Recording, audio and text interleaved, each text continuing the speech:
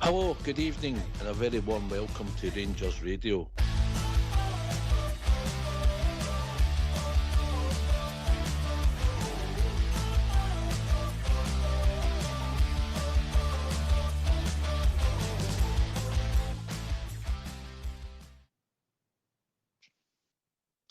Hello and good evening and welcome to Rangers Radio. Tonight you've been joined by myself, GB, and the two boys leading the way about the game at the weekend is AK and Bridgeman. How we doing, boys? AK? Evening, GB. Evening, Bridgeman. Evening to the Rangers Radio listeners.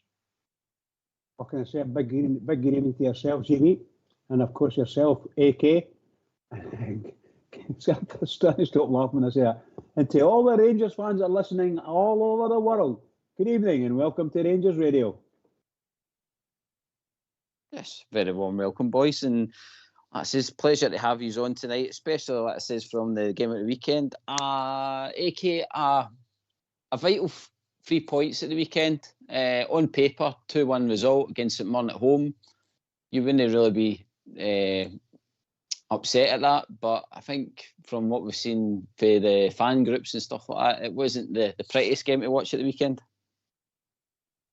No, you're right. You're right in that sense. We can't sugarcoat it. It is what it is. It's 3 points. It's a 2-1 victory. 3 points were vital. Listening to Fox and Oxshire prior to the show, that's what they were saying. It was all about the 3 points, and basically that's what it was. Could the performance improve? Aye, of course it could. But the manager made a bold team selection. We can talk about that as the show goes on. Yep. Bridgeman, the manager did. He rang the change at the weekend, and as I was saying there, 2-1. Wasn't quite the Bridgeman that you asked for, but what it says was a goal of difference anyway. Yeah, well, look, I thought we were thoroughly deserving of the at least a 1-0 having up to half time, and then I don't know what's going on with our defence. Mr. Proper did not. He just fell apart. That was a lovely goal they scored, and it was our defenders' fault, or other defenders as well. Just very, very poor defending, and a lot of favouritism by the referee, may I say, about some of the decisions he made vis-a-vis the throw-ins and corners. But there's no doubt about it. He took a corner and away it went, and the boy just leathered it into the net with his head. So if he out-jumps our centre halves, and I'm not saying he's the biggest, tallest guy in the whole world, but he got leapt well above them and muscled his way into position to do it and scored a great goal. And we were everybody up the Copeland that was running about me, turned round and looked at each other and like that. You're not going to win this tonight. And that's the truth. That's what we were all whispering to each other. I don't think we're going to win this tonight, but we did. Very, very happy that we did as well. Said Bridge. Well, before we get into the guts here, I'd like to hear what the manager's got to say about it. So this is the press conference from the weekend for the manager. I mean, after the 3 points, really? A relief? No, it's a normal result after this game. The only thing that you miss there is the third goal in the second half. And we were several times really close with blocked shots. Good saves of the goalkeeper also. The chance with Václav, really good attack and an amazing save of the goalkeeper. So yeah, then you need to dig in until the last minute. What the team did without giving anything away in the last 15 minutes. So that's really important. Cyril had to apologise to you after the game on Thursday, but is his part in the goal the perfect way to say sorry to you? Yes, but I told you guys what happened on Thursday, and it's Cyril with his big heart, and he showed his big heart also today, the way he came on. So he loves this club, he wants to give everything to get results, and that he showed with when not only with the assist, but also when the ball went out to do a fast throw-in and keep the tempo going on higher than it was first half. What I wanted also, what I demanded also after our first half, and being important in that way. So striker is not only scoring the goals, also giving assist and working hard for the team. And that's what he's been doing. So a little bit pity that at the end he didn't get a penalty. I didn't see the action back, so I cannot say if it was correct or not. That would have been an extra reward for him. How did you feel about the performance overall, especially in the first half? Yeah, that we can do better. that there were good things. There were moments that it was too slow, too sloppy. We started today with 7 players who are new this season here at Rangers. We're now almost end of October. Some are not even 2 months in the building. So step by step, we try to integrate them in the squads and like this to get them used to their teammates, to the club, to the expectations on and off the field. So that's a work in progress. And the second half was for me then much better with more urgency, more quality, also on the ball and a higher tempo and better chances out of that. Cyril and James on the bench, is that just rotation, Philip, just to give them a bit of a break? Yes, of course, because we play every 3 days. There's not one team in the world that have our schedule and play with one player all the games. It can be maybe a center back or a goalkeeper, but the rest of the pitch it's impossible with the schedule you have now this season. And you can have maybe teams that did until now or next month, but these players will have problems in 1-2 months then. So we need to take care of that also. How's Tom Watt? John as well, when John didn't start? No, John was really because he couldn't today. So medical staff and performance staff were really clear about that if I would put him on the pitch, that it was a big risk for an injury. So that's why I didn't do it. Will he be okay for Wednesday? That I will see the next few days. It's a huge match on Wednesday for this club. Obviously Aberdeen have had a great start. What would you make of them so far? They made an exceptional start. If you see the amount of points they have. So it's going to be a big challenge. I'm looking forward to that. It's the next challenge for this new squad also, to play there for a lot of players for the first time. I know the atmosphere from last season, so it's a good place to go. We had a really good night there last season, and I want to repeat that this season. Do you think they are title contenders this year? Do you think they are realistically somebody who can compete for the championship? I think they did exceptional well. If they keep this level all season, then they will in contention of that. But I'm focused on Rangers and raising our level month by month and making things better here with the squad. So I'm not busy with that. It's still, how many? 29 games to go until the end of the season. So it's still a long way to go. How's Tom Lawrence? Will he be available for Wednesday? I don't know it yet. I don't know, to be honest. Philippe, you said that the last 15 minutes was very comfortable, but I thought... No, I didn't say it was comfortable. I said we had to dig in. I thought that Rangers looked... Sorry, I'll reword it. I thought Rangers looked defensively more comfortable when Casemiro moved into centre-half.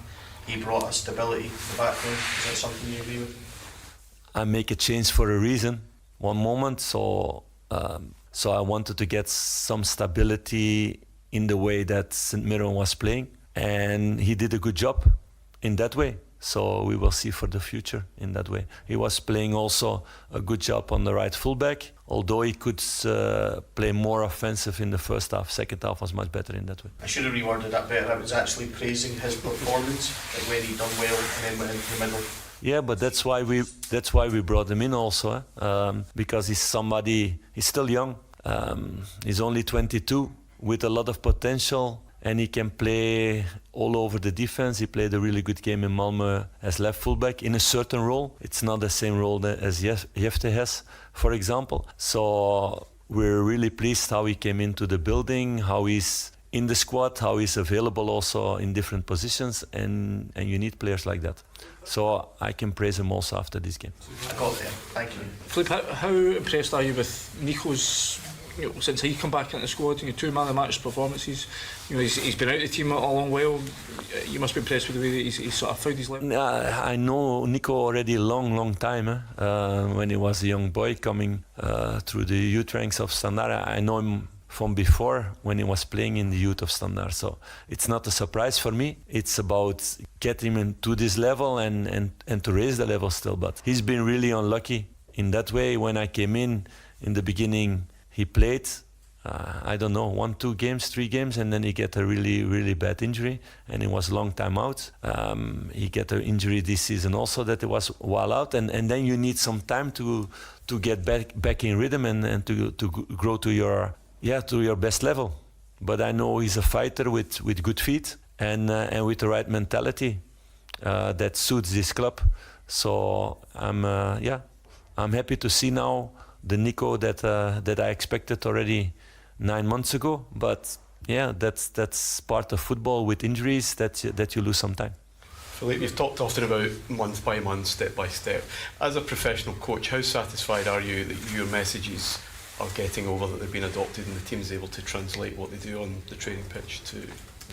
Yeah, if that's not the case, then you have a big problem. If they don't understand what you mean. But we're really busy, and that's the challenge also with playing every 3 days. You don't have many training moments, or almost none.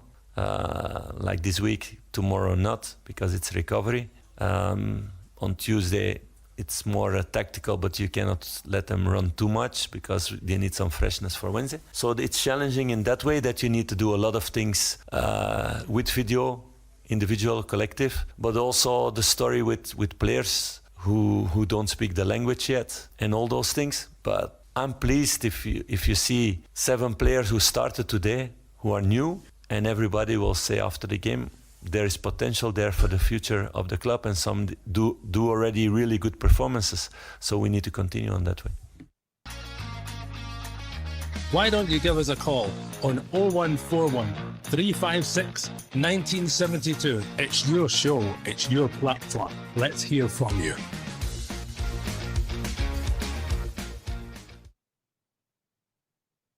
That's it. The phone lines are open, Bears. So like I says, give us a call, give us your opinion of the game at the weekend, and like I says, ask the boys some interesting questions, hopefully. AK, your thoughts on the first half, mate? We'll take it bit by bit. So we'll go with the first half. Your thoughts on the first half, mate? Well, to be honest with you, I was at the game on Thursday, Gary, the European game. And where I was positioned, I was in the Copeland rear, so Bridgeman will know better than me. The difference, the atmosphere there, I've been in the Govan rear this year, I've been in the Govan front, and I thought that the atmosphere there was very good. Just where I was, obviously Southside, I think he sits in the main stand, and he feels that the UB is losing its atmosphere across the red of the stadium, but I thought the atmosphere was good there. So I thought because of that, really enjoyed the game on Thursday. Obviously, the dodgy start didn't help with Butland, but we went on to play really well. Yesterday, I thought the atmosphere at Ibrox was nervy, and I think that fed onto the park for me. I thought there was groans starting to come early, 5-10 minutes into the game. You've got to remember, see the team that the manager picked yesterday, a lot of us have been shouting for that. You know, Tavernier dropped, Dessers dropped, his captains dropped, his main strikers dropped to bring in Cashin Guerno and Iganami. So out of the team that he picked there, it was a very young team. I think the Ibrox atmosphere didn't help that young team, and I think we were edgy because of that. So St Mirren came with their game plan. I think they sensed that there was an opportunity here to kind of, get in about us. We didn't start well, and that carried on. I thought the Diamondi goal might have settled us down, but it didn't. It still kind of fed in, and I thought it infiltrated a bit onto the park. But it'd be interesting to hear Bridgeman's thoughts on that, and obviously yourself. No, you're right. It's another pressure game, and the league seems to be that way. We're always kind of sitting on the edge of our seat, Bridgeman, aren't we? We're with the league games, and AK makes a good point. We were crying out for all these changes in the team. Tav got dropped, and like I says, Butland got made captain, and like I says, Dessers got put to the bench as well. Now, granted, he's probably picked the right game to do it, because as we look at it, St Mirren hadn't won one game in 10, so it's a perfect game probably to put these guys in to give them their run out. But I think we kind of seen what maybe Tav does give to the team at certain times. Your thoughts, Bridge, on the first half, mate? But first half was, shall we say, tight initially. We broke is the word I'm looking for, broke up. And when we did got up in the other half, had a quick break. We were quite quick, very quick, in fact. So disappointing finishes. But when Diamondi scored, like yourself, or like Alec was saying, AK was saying, you thought that the pressure would go off, and they would relax into the game. But they really find playing against a low block terrible. But the difference is where our team think that the low block's only going to be the low block, and that's all we're going to play against, so we can do what we want the rest of the game. They were playing a low block, and then they were breaking. When we did the stupid things that we do in the team, we give the ball away at the most inopportune times, bad passing, poor passing, call it what you like. But we end up giving the ball straight to them, and they come at our defence at 100 miles an hour. They don't need to be going at that pace because their defence is just more murder police, getting back very slow. So they caused a lot of headaches and heartaches to the crowd. I can tell you that. We just didn't know what we were going to do. Even the Jeff at left back, he got caught up the pitch too many times. And I think when in the second half, when they brought Tav back on and moved Casson Ware into twin centre half, actually, within 10 minutes or 5 minutes of him doing that, you could see the difference in the player himself. He was very composed in that position. I didn't see any rushing. I didn't see any panic in him, or he didn't cause any panic in the team in that position. And I think I was watching it because I'm a great 3-5-2. I thought that boy in there with another centre half, a true centre half. You're going to get that's 3.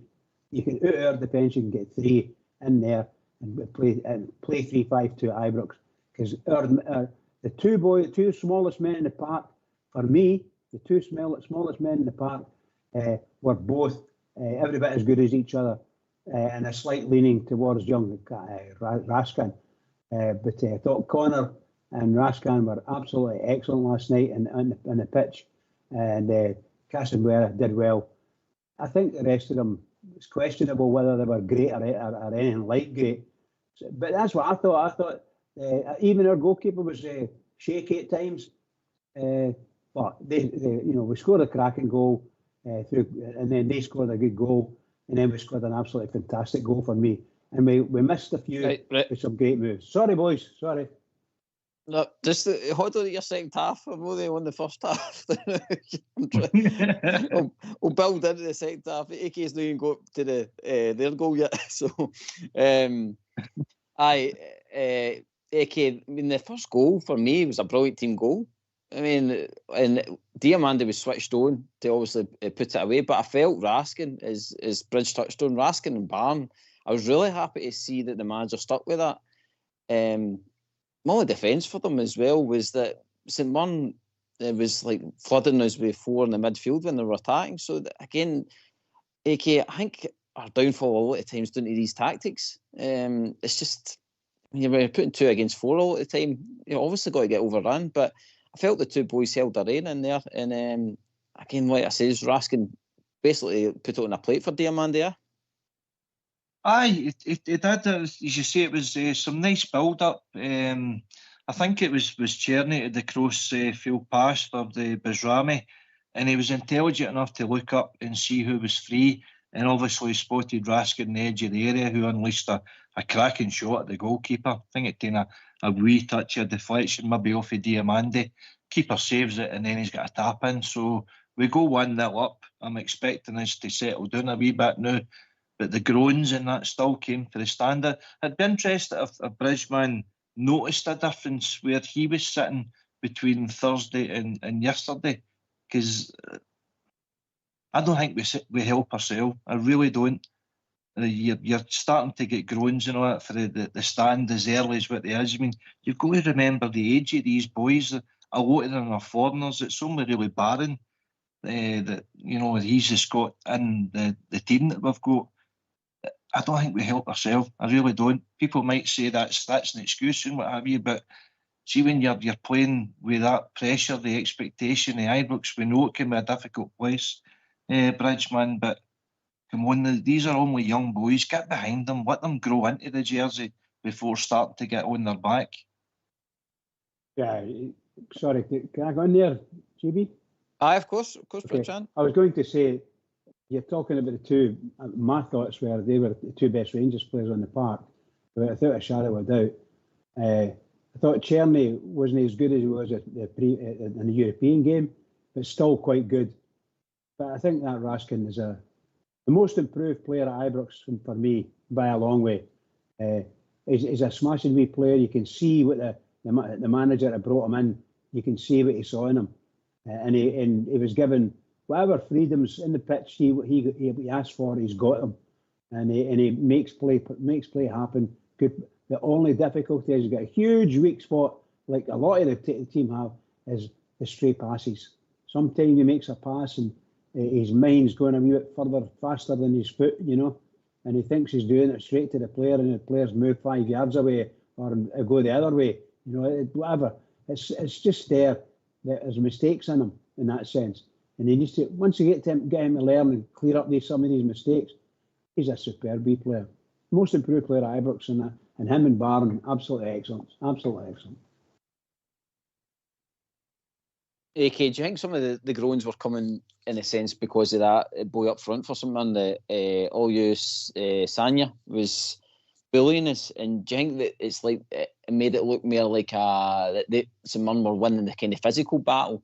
Because you're right, mate. I mean, looking back in the game, we did actually have a few good chances in that first half. There was Brajami as well. He had one near post near the end. I think about 3 minutes across for Casawero. It kind of deflected off a St Mirren player, and he just wasn't quick enough to get to it. But there was other kind of moments in the game, and sometimes, like you say, you maybe focus on what St Mirren are doing rather than what we were actually doing. Aye, listen, I get it. I really do. You picked out Olasanya, and I thought he was the best player in the park. Gary, he caused us problems all afternoon.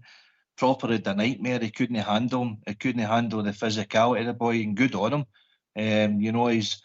He's one of the type of guys. He's just awkward, and Proper is obviously no used to that. But I keep hearing and seeing that we were totally outplayed. I had a wee look at the stats in the first half there in particular, Gary.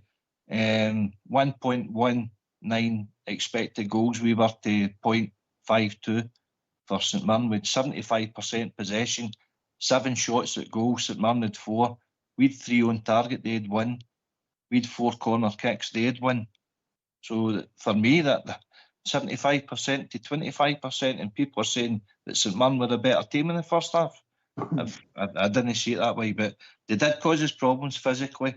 And obviously the Gogic goal as well, I thought it was worked well. He out-muscled. Well, Diamondi let him run off him for a start, which was poor for him. And we've got this zonal marking thing which doesn't help our defenders. But when Gogic gets a run, the power and pace and height and build that he has, Proper was totally out-muscled. And for me, 3 yards out for goal, and Butland's not even coming to get that. 6'5", whatever it is. There was a lot of finger pointing who should have been doing their job better for that one. But listen, Gogic, I've spoken about him for a wee while. He's a good journeyman defender and midfielder, converted into defence, and played with Hamilton, he played with Hibs, and now he's at St Mirren. Could he do a job for us? I think he could, but that's up for our manager and that to look at him. Okay, that's fine. In the past, look at big Marvin Andrews coming for a Scottish team as well. We could do a lot worse. I mean, when you're looking at Proper getting ragdolled, do you think Gogic would have allowed that at the weekend? Like I said, I'm not saying he's the answer in Europe and all the rest of it, but in a sticky game like St Mirren, then maybe sometimes you need a couple of battle axes in there, AKR. Absolutely, mate, and it's a good example you pick out. Marvin Andrews, again, journeyman defender. I think he came here with Raith Rovers and then met Livingston. I think it was Alec McLeish that took the gamble on him. He done a job. He was solid, he was tough, and he was no nonsense. You put that up there, Gogic with the boy Alisanya. I think Gogic would have handled him no bar. But listen, Gordon Petric, another one, with Hearts and Dun United, done a job for us, with Canigi as well. There are plenty of examples. Billy Dodds and that, with Nacho Novo. The guys are out there, and I think we should be looking at them for future. No, agree. And Bridgeman, like AK says, Big Godic gets up, does well. I mean, he gets plenty of power behind the ball, but if they feel that our defence should have done better, we just didn't pick him up. The big man, Big Godic, was determined for it. You know what I mean, he put it away and got his team back in the game. Yeah, and a lovely goal, nice goal for him. But AK was talking about what the crowd, what they thought of the crowd. I thought of the crowd, and particularly in the Courtland Rear there, where I was, that they were just stunned when that goal went in. But each time that guy marauded up the park, I can't remember the boy's name, centre forward and Mirren, who is probably the best player in the park, as AK said. There's no doubt about his skills, but sadly, both Balogun and Proper ended up on their bum a number of times up against the boy. The boy was rummeling him all the time. Got a lot of free kicks against him as well, may I say. But I'm sorry, we need to be.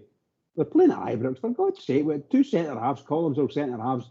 You and I and everybody that watches Rangers knows a centre half doesn't end up in his bum twice, that's for sure. No, we did. Balogun was battered to the ground in the first 3 minutes, battered to the ground twice. Really, we're just powder puff. That's what we look like, powder puff. And that's what the fans are thinking. No, again, every time that guy get the ball, there's a big no, you know. That's what it felt like. Oh, no, he's coming again. And, I thought we were very poor central defensive. So we're going to GB, what's your own thoughts on the first half there, pal? For me, AK, I was probably still on the high for Thursday night because I was thinking, right, good, finally things are clicking. Granted, they're one of the best team, but again, we've done a job on them. I felt St Mirren, with the way their form had been, and obviously dwindling down the bottom of the league, I thought it would have been quite a strong performance by us. In hindsight, looking at all the changes, maybe I shouldn't have been really surprised. The first half, this is when I seen the amount of pressing that St Mirren were doing, not really doing the low block. They were trying to go at Rangers. I was expecting us to obviously cut them open a bit more, but overall, the first half, I think it didn't help us when the referee gave out a yellow card to Big Gigaman. Was that boy then for then on, and was kind of, he wasn't really in the game, to be honest, in the first half. And I think that's always got to be in the back of his mind. All he yesterday's got for one bad challenge, and I think that the referee would probably put him off. You know what I mean? So we're losing really a striker for the full first half. But we went into the second half, manager rang the changes, AK, and again we won the game, and that's all it mattered. The initial team that Clement picked, GB, were you in favour of that? Tavernier getting took out of the team and Dessers getting took out of the team, and it was a bold call, but a lot of Rangers platforms and supporters have called for that. You know, I've heard Robert Witherall in here, and even he was saying, come on, Tavernier needs to get took out. You know, but it was a bold call for Clement for doing that, GBA. It was, and I says when I seen the team, I welcomed it because it should have been the perfect game for these boys to come into. I mean, we shouldn't be worrying about St Mirren at home. We should be expecting a win out of that, even with boys that are new to the club. It's a good game for them to settle into. I think when we're spending £4 million on Eggman against the likes of St Mirren, I would be expecting more out of him up front, to be honest, AK. But it just shows you that boy's got to need more time. I thought Thursday that was kind of his breakthrough moment, but again, maybe the yellow card kind of held him back at the weekend. And then Dessers comes on and does a Dessers thing, doesn't it? So, and Tav comes on again in the second half, looks decent, and with Casemiro moving into defence. So there was a lot of pluses in the game for me, AK. I think, like say, Czerny, I think as well was hungry. You could see him even in the first half, as much as I've lambasted that a wee bit. He was putting St Mirren defenders on their backside with the twists and turns he was doing and stuff like that. We just didn't have the end product. And I think the manager touched on it in his presser there that they just needed that kind of third goal to totally finish the game off. Because even when we got that goal with Tierney around about the 70-minute mark, we still were kind of iffy, weren't we? Aye, you're right, and I agree with you. I think the manager did make the right decisions. The tactical switch, he put in on Tavernier to the right back position, and then putting in the Cashin Berno into the centre along with Balogun. That certainly nullified the Olasanya big fella. But you're right, you made a good point there earlier as well. With Igamani getting booked so early, that Olasanya was ragdolling the two of them all day, and I don't think he get booked. So I think the referee had an influence with Igamani. It's we got the win, and that's the main thing. I think you're right, okay, and yourself, GB, as well. But I really sincerely believe the referee had a massive influence in that game. The shall we say, the decisions that Rangers never got were quite enormous amounts. You know, it's hard to describe when all the fans run about you, all booing the referee and every decision and the time, the normal things that you see, like a guy's taking 2 minutes to take a throw in. You know, I'm a wee bit exaggerating with 2 minutes, but a long time to take a throw in or even a free kick, and then they run over and say, "I'll take it, give me it here," you know, and that doubles it up again.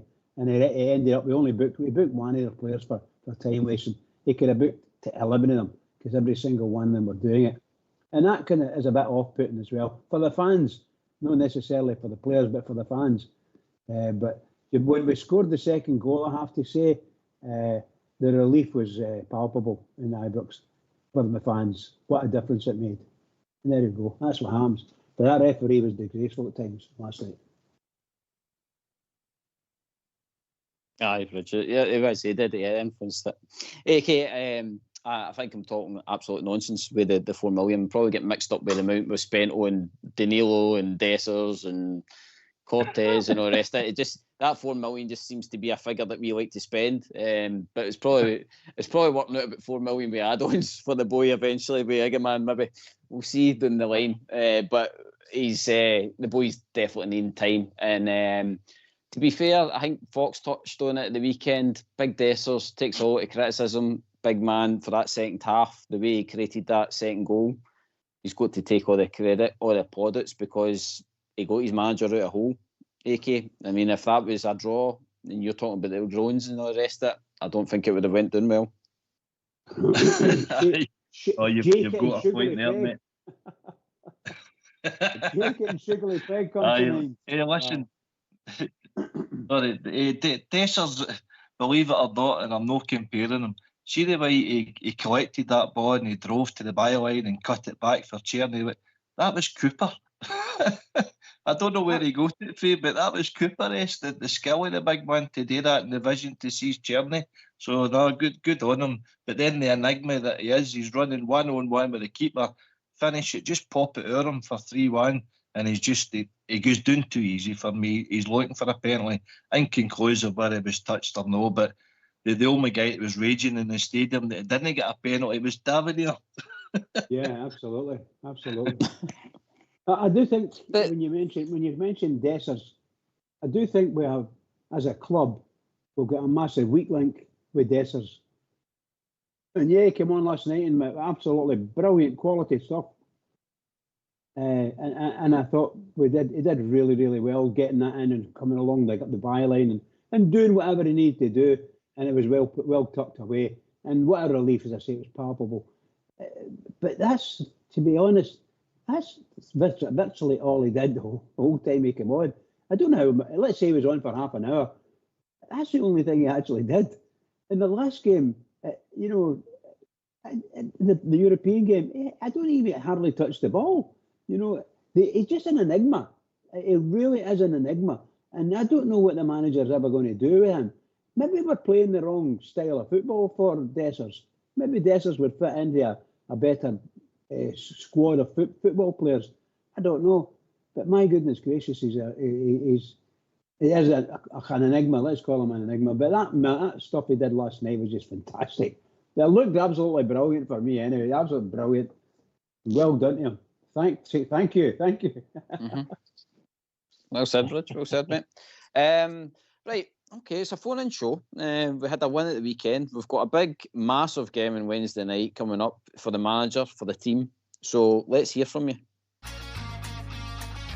Why don't you give us a call on 0141 356 1972? It's your show, it's your platform. Let's hear from you.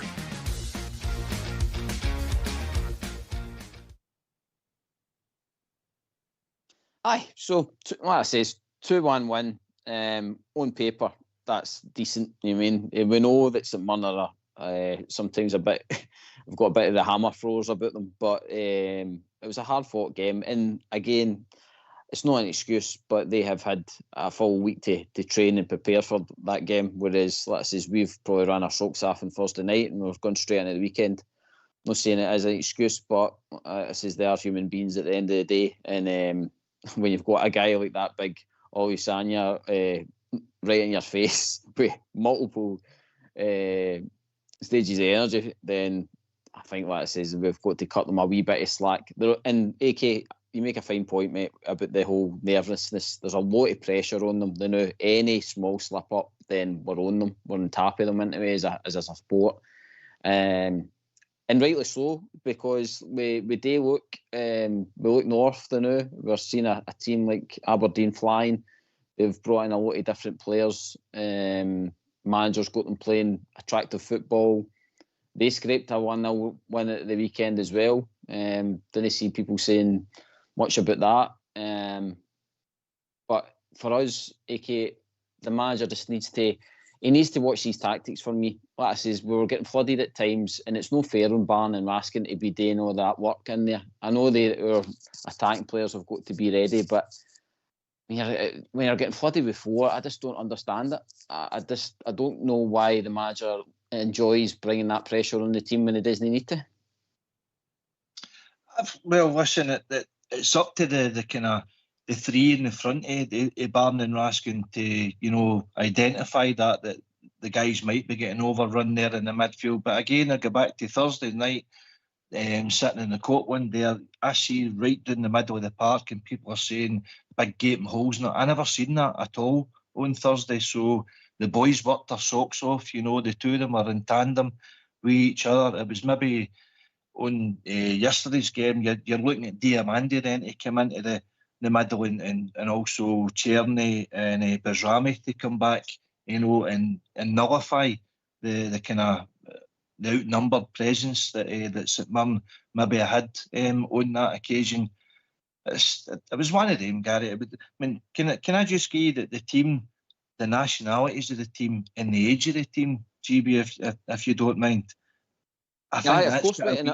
As well. And after that, mate, I'm going to come back to you on Diamandi as well. I want to know your opinion on him as well, mate. But I fire away with the ages. Cool. It's just a quick thing that I'm kind of looking at there. But Butland Ovla English, she's 31-year-old. So that's your experience. That was your captain. Yefte, Brazilian, 20-year-old. Balogun, Nigerian, 36. Experience. Proper, Dutch, 31. Experience. Christian Werner, Dutch again, 22. Barron, the only Scot in the team, 22. Raskin, Belgium, 23. Diamandi, Ivory Coast, 22. Cherny, Czech Republic, 27. Iganami, Moroccan, 21. Bajrami, Albanian, 25. My point is, there's no many Scots in that team. There's guys that don't even speak English. People are on about the Rangers are losing their identity in the team. Aye, we are. And when you see it there in black and white, you're wondering actually, where is the recruitment going here? Come on, we should surely be finding more Scots in our team. And I think that is a difference between the European performance and the domestic performances. That's where they're up for the big European game. They're on under the likes of Ibrox. But in your bread and butter in the league that you've got one Scot in there. You've got a couple of English and the rest of them are all foreign. So I think it's a lot of day recruitment, and I think the recruitment and Clement need to address that for us to go forward. We're a Scottish team. We can't lose that identity, and that's been a problem, not just this year, but in previous managers as well. Do you think it's possible he could do that? I think he has to, Bridge. GB, yourself? I think I'm not even Scottish, but I think he's got to look for more. I mean, I know folk have said no, go to back down to the English Championship and stuff like that, but see, we need more people that are aware of our game, whether they've played in our league and moved on or whatever. But we definitely need to get a bit of, I don't know what it is, but more steel maybe in the team. As much as Raskin and Barn had a great game, I do think there's a lot of boys in the team that are still wet behind the ears, and allowing the teams like say St Mirren and Hibs and all that to bully them. I mean, they're going to experience it on Wednesday for me, AK, and this is on the manager. The manager's made this choice to go really young in the team. No, well, he's been forced to. He's been forced to with the financial fair play. Well, he didn't have to go all out in 20s. I mean, I know he had to offload big earners like say Golson and stuff like that, but I don't think, like I says, if he's got the choice of spending his money, like he should have been focusing more on, I would say, up front at the time, or like I say, securing serious positions, because Barn was coming in as a free. You know what I mean? So and then you've got our league that's cheap as well. You know what I mean? Well, that's still to go to a tribunal. But see the two guys we're talking about for St Mirren there, Olasanya and Gogic, you would get the two of them for $1 million. That's what I'm saying. You know what I mean? And we're going out and spending, like it says, Cortez, injury prone. He's one for the future maybe, but we're spending big money on him. Granted, next summer, but again, there'll be obviously a fee there to have him on his loan again. So I just don't. I know he said that. He says that we need to start bringing in players that are going to be able to sell on and stuff like that. But he needs to understand as well, you don't get time at Rangers to do this. And if that's the way that is going to go down, then it's the supporters going to have to realise that, like it says, we could be sitting in third place this season. You know what I mean? Because these boys are so young and we're going to have erratic games with them. And that's, to be honest, for me, it's not acceptable for me. I've no go. I don't think the fans... I think the fans have been shortchanged. I don't think the fans should be turning up, paying all that money, paying for their season tickets and all the rest of it, for them to have an experiment for a couple of seasons and then maybe know to work out. I think they should be spending their money a wee bit more wisely. And I think when you look about, like, say, Aberdeen and McInnes at times, what he buys and what he finds in different leagues and stuff like that, then I think the team could be doing better. You know, how can I say this? We spoke about Gogic, and I think Gogic was probably a good game last night, and he possibly does have a good game against us quite a lot. But I think I'd have to draw the line and say that I don't think he'd be a good servant for us. I think you would find that Gogic, the way he plays football, at the present moment, if he comes up against Rangers, no matter who he's playing, he gets, shall we say, he gets a yellow card against them. Whereas if he was playing for Rangers, I think quite a lot of the yellow cards that he gets would be red cards, or easily converted to red cards, because he's got a bit of a touch paper temper, and someone bumps into him or takes maybe even a bad tackle, then he's going to get into a bad tackle himself. That's the style of a player. And it's been like that since he played for Hamilton. Because I actually thought he'd make a really good player for Rangers, as I said earlier, and we could maybe blend him into Rangers to do something for us. But the amount of yellow cards, the amount of fouls he gives away in a game is quite incredible. However, it's not for me. I just don't see a person like Gogic being a major favourite with the fans, unless he's actually killing someone. You know, I don't mean literally killing, but heavy tackles, hard tackles, call it what you like. And that's why I'm saying the fans love that, and the fans like to see Ian Ferguson type, player. There's no fear to go in and it's a 50-50 and you go in there and you win the ball. And that's what you want. That's what they want to see. I think we don't have anyone quite like that to do. And the nearest we've got to that is maybe Raskin. And he gets booked quite a lot as well. So it's things that we need to watch out for. I don't know what style of person we want in there, but we all want someone that can actually win the ball and are fearless. That's what we want. And I don't know where you're going to get these people now. I don't even know if they're all in the game, to be honest. AK, is it a worry like, say, Cherney and Casawero are two loans and they're actually the ones that are performing for us? I mean, it's all right building something, but then at the end of the season, if we're losing our two prolific players and then we're having to start again with two new guys, then again, that's the worry. The project continues on and you hope for something to click. I don't want to be sitting in a stalemate for 3 seasons waiting for a trophy or waiting for a title. The manager really needs to sort out, probably in January, he needs to sort out what he's actually got to do going forward with this team. And again, that falls in Kloppman as well, that he's got to find players that are going to be here for the future, plus enhance the team as well. Aye, well, again, it's just the position the club finds itself in, Gary, with the constraints that they were under. The players that's moved out, we've had 16 players go out, we've had 12 come in. He's lowered the age group of the squad by 5 years. You know, we've reduced our squad wage by over 20%. So that they are making ingrounds in that. With young players, you're going to get inconsistency. Welcome to the O2 messaging service. Performance. The person you are calling is unable to take your call. On Thursday there, I thought they played really well, majority of the players, but I thought the support helped them in that sense.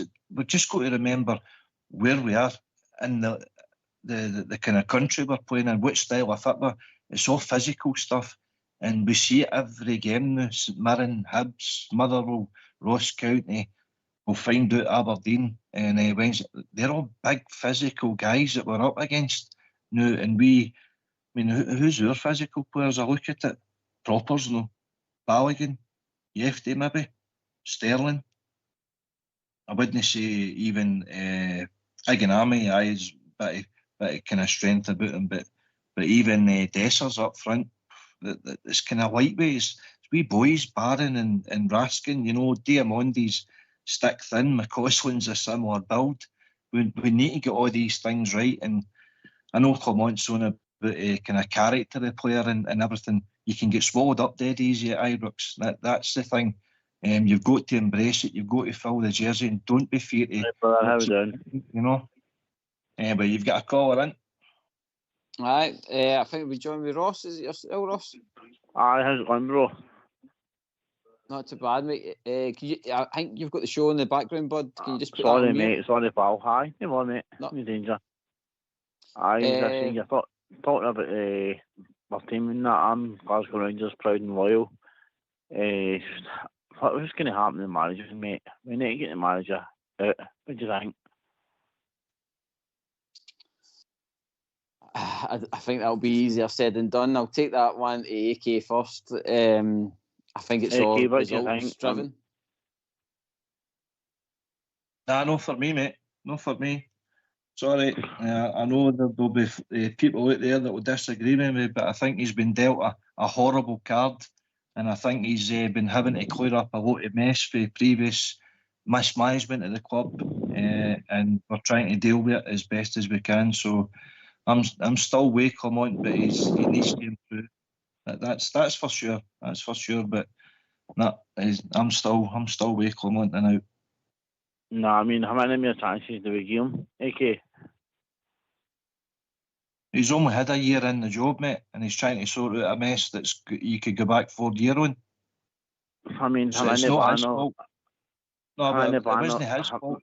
It wasn't his fault. The Copland Road stuff up where we had to start at Hampden. It's not his fault. We've not really got a board above him. He's not getting much help financial. Why?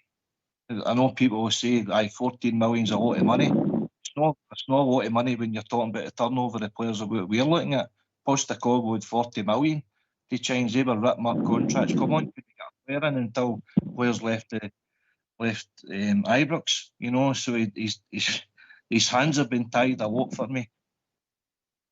I don't know, brother. It's just it's hard for us. Do you know what I mean? It's watching all this, but day in, day out. Ross, do you think, like, for me, Wednesday night's massive for the manager? I think if he goes up there and wins with the way the team is and the way that Aberdeen's flying, I think it could flip our season a wee bit. I think it could bring the confidence back to the sport. But if we go up there and we take, dare I say it, a doing off them, then I don't think it will go down well for Clermont. So do you think it kind of a wee bit at rest on Wednesday night, how Wednesday goes? Let's just see how Wednesday goes first. I'll take Wednesday. Do you think he's got the team there to go up and get a result? I would say let's hope for. After Sunday there, let's hope he's get fresh players and let us go again. Aye, agree, mate. Bridgeman, your thoughts on Clermont? What's his timeline looking like for you? Well, I think we were sort of a bit negative about him last week when I was speaking. And much the same as what Ross thought. I thought that, as I've been shouting maybe tonight, the Jacobs with a sugary peg. However, the European game came in well for him. I thought we did very well, getting a great victory. But once again, you're on an ascendancy, and we should be holding that ascendancy to a certain extent. But he can't, for some reason or other, he can't get those players to maintain the high in the football. Maybe he makes too many changes to the team. Maybe he was forced into making the changes. But I have to say, sometimes it's like a step into the dark and the unknown. But it's not really the unknown for us. We watched our team playing really brilliantly at Ibrox in a European tie. In the next game, we make changes. We drop 2 players, and you think to yourself, and I'm not saying that they're the greatest players in the world, but it does have an impact. If he's thinking, in any way, shape or form, he's thinking, well, we can drop these players because we're playing against nobody, then I'm sorry, he's not in the right job. Every single team in this league wants to beat Rangers. They're big and hard as possible and kill us if they can. If you follow what I mean. That's the way I feel. I think the manager's Jacobs on a very sugary peg. He's got my support at the moment. I can't say any more than that. That's all I can say. Ross, have you got somebody in mind if the Safer Toxics the board did pull the trigger tomorrow? Is there anybody you think out there that could do a better job or could work within a poor budget that we've got, mate? Aye, Kelly manager. Manager of the way. Aye, McInnes of the way. So I've just heard, I'm listening to YouTube now, and Big McInnes, let's bring him in right now. I think he would do his 100%. I don't know about yourself. What do you think, boys? Well, Ross, I'll give you my opinion because quickly on it. With McInnes, I do agree. He knows your league and he can find a player. The only thing is that when we were crying out for a decent, strong manager, he turned us down and stuck with Aberdeen. And don't know the ins and outs of what happened with that, but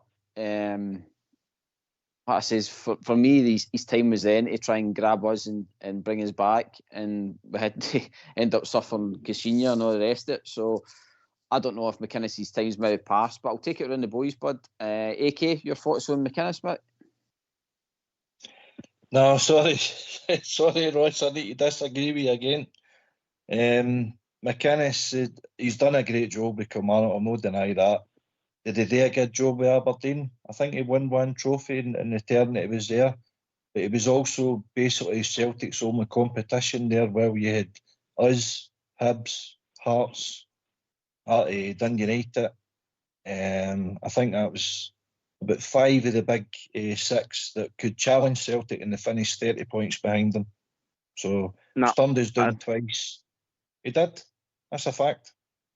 No, I don't agree. He'd Ronnie Dyler's team to come up against. He'd Ronnie Dyler's team to come up against. They were actually leading the league, and we had maybe about 10 games to go or something, and lost that one as well. So no for me. No, I don't agree with you, Kay. No, No chance. Sorry about that. Fine, sure. No problem. Your opinion. Ross, I'm going to just take the point to Bridge, man. Bridge, your thoughts on McInnes, mate? No, it's not for me. Yes, he's doing a good job at Kilmarnock, and he can find players for Kilmarnock. He did the same with Aberdeen. Nobody would doubt very much at all that he was a good manager for Aberdeen. I just don't see him as a good manager for Rangers. But a lot of that's to do with some of the things that was said a minute ago there, that he was given the offer many years ago to come to Ibrox, and he knocked it back. And I think he's actually knocked us back twice.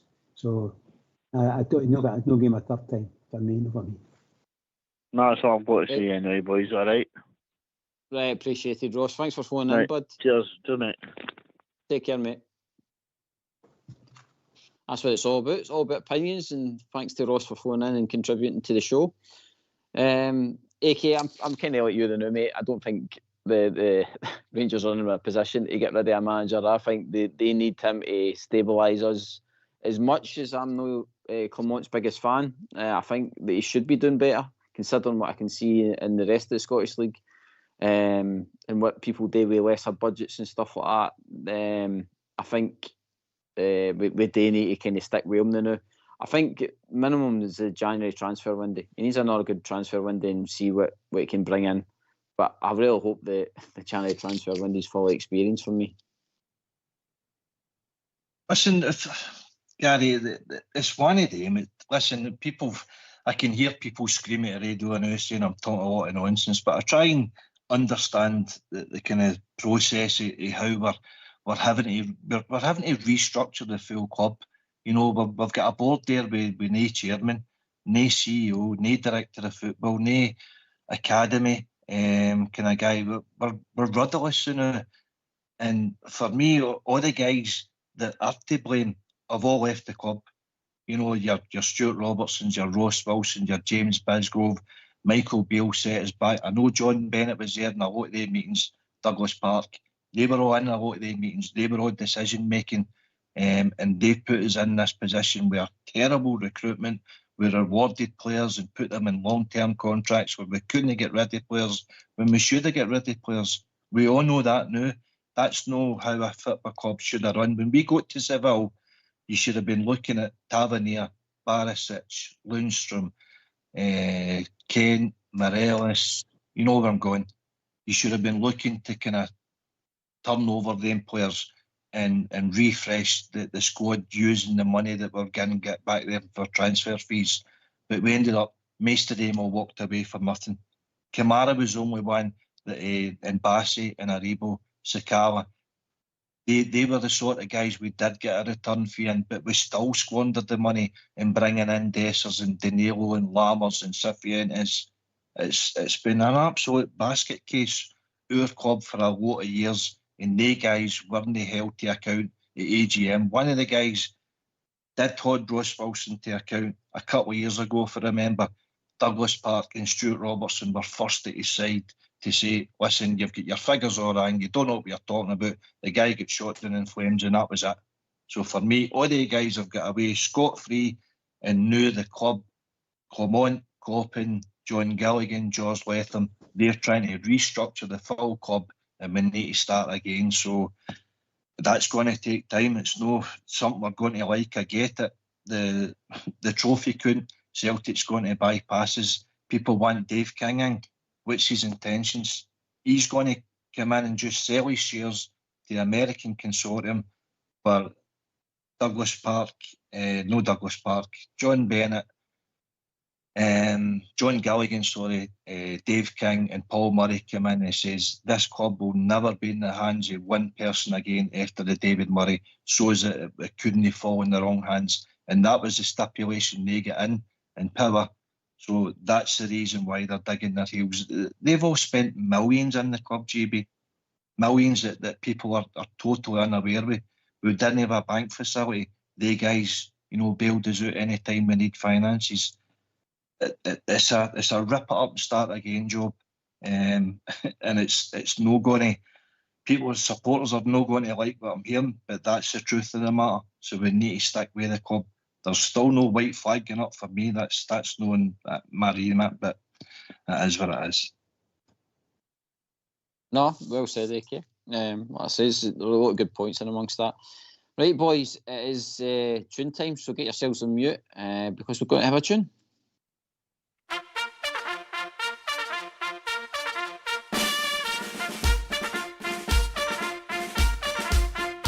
All along the walls of the Ibrox halls are pictures of legends of old, making history for the world to see. The stories of glories unfold. We are the legendary Rangers. We wear the legendary blue. Today, forever, and for always. We are Rangers through and through.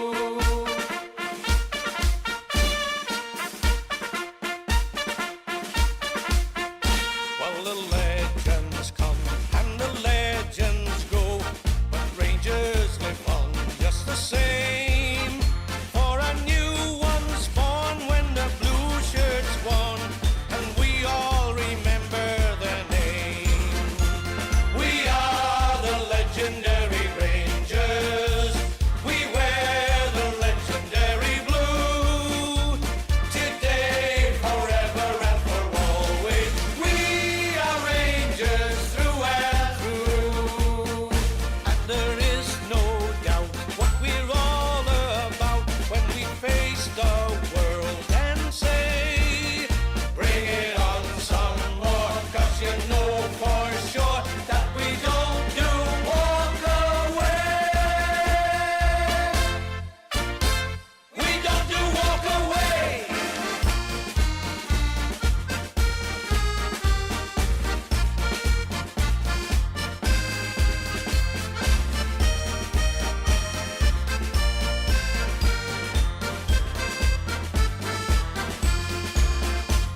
We are the legendary Rangers. We wear the legendary blue. Today, forever, and for always. We are Rangers through and through. We are the legendary Rangers. We wear the legendary blue. Today, forever, and for always. We are Rangers through and through.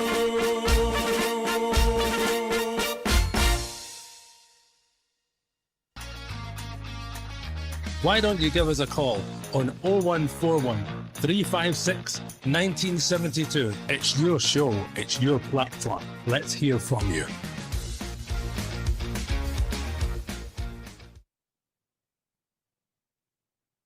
Cheers for that, Foxy boy.